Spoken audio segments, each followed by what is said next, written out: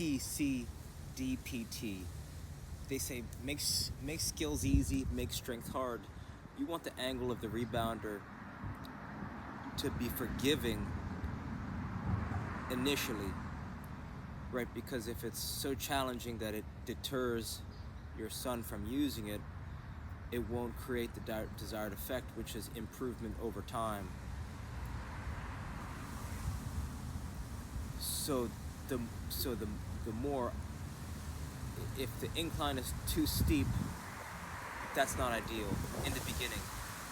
So you want it to have more incline, or I guess, right, you want the angle to pop the ball up more into the air and less, so more vertical and less horizontal, so that it's easier to take the ball out of the air and then strike the ball back onto the rebounder to receive it back again.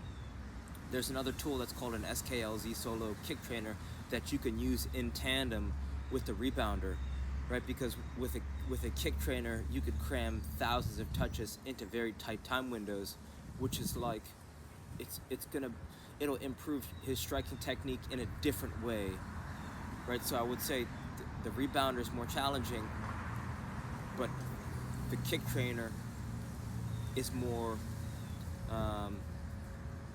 effortless. So you want to use both.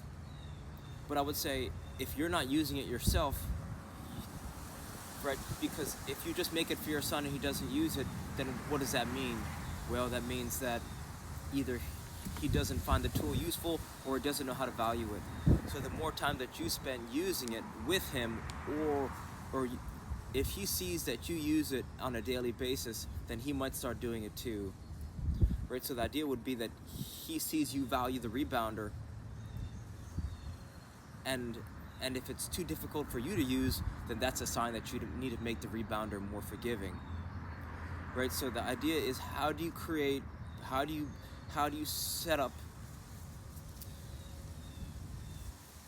right? The goal of the rebounder is to improve the quality of play, right? So it's going to allow you to do repetitions with it, so that when you get on the field, it should translate over. But if he's not using it, and if you don't use it, but you want him to use it, then you got to start using it, right? It's monkey see, monkey do. If there's a doctor and he tells you to lose weight, if he tells you to eat healthy and stop smoking cigarettes, but he's smoking cigarettes and eating health and he's eating poorly, then you're not really going to listen to his advice. So you have to make the rebounder easy enough for you to use, or else he won't have a framework of how to practice and how to play with it. So for those reasons, it doesn't matter necessarily the grade of the incline. What matters more is that you can use it yourself, even if it's with a balloon, even if it's with a bouncy ball, right? If it's fun enough where you can use it and he can use it ideally at the same time, then it's going to encourage more use and it's going to create more joy on the field. Another thing that you can do while paired with this rebounder is just get a garbage can or a garbage barrel, right? A landscaper's barrel, a garbage can, a bucket, a vessel. You want to use the vessel as an aim, right? The aim is to juggle the ball with different parts of the body into the barrel, right? You could do with or without a bounce. So, right, an idea is spend 60 seconds going back and forth with the rebounder, and then after that 60 seconds is complete, you take a ball of any size and juggle into a garbage can a few steps away.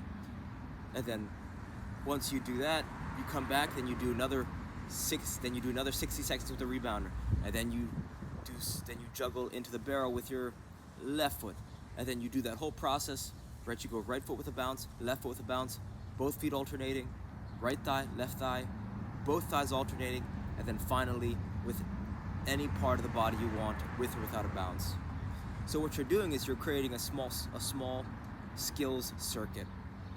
And I mentioned 3 tools, right? So the question is, can I make the incline so forgiving that I myself can use it? and then start to become the ideal for my son, right? You want to have him see you use it effectively and in the state of joy. And then it's, can I invest in an SKLZ solo kick trainer? And then it's, can I incorporate, right, the barrel game, a juggling game, right? So you could start to create a 3-step rotation, a circuit of 3 different exercises that can really, with those 3 exercises, you're working passing, you're working shooting, and you're working dribbling to a degree, right? Your ability to weight each touch of the ball is going to influence and improve your son's dribbling abilities as well. So give some of these things a try. Reach out with any questions. All right, thank you.